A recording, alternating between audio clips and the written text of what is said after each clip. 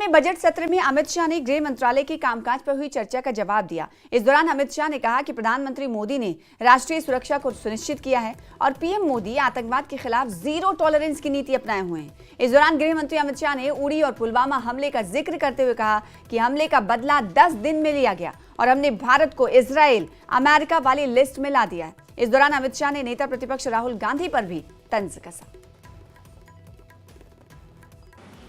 कश्मीर में हम सब जानते थे कि पड़ोसी देश से आए दिन आतंकवादी घुसते थे, यहां बम धमाके करते थे, हत्याएं करते थे।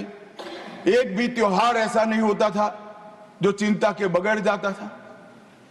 और केंद्र सरकारों का रवैया लचीला होता था, चुप्पी साध जाते थे, बोलने में डर लगता था, कोई दुविधा भी थी, शायद वोट बैंक का भी डर था। नरेंद्र मोदी जी के आने के बाद आतंकवाद के खिलाफ जीरो टॉलरेंस की नीति प्रधानमंत्री की ने।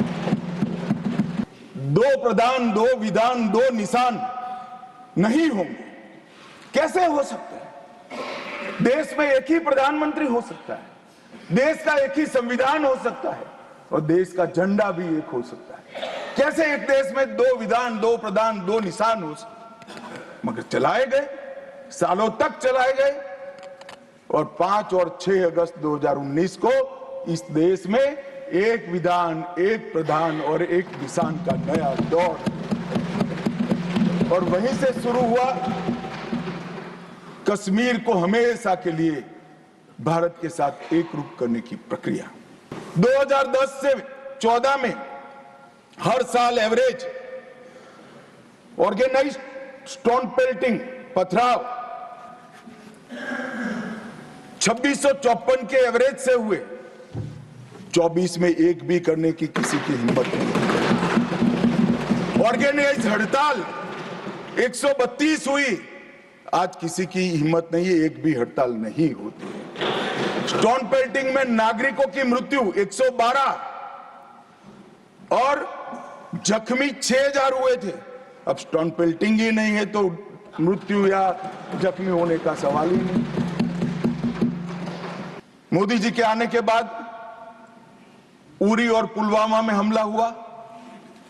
10 ही दिन में पाकिस्तान के घर में घुसकर सर्जिकल स्ट्राइक और एयर स्ट्राइक कर जवाब दिया।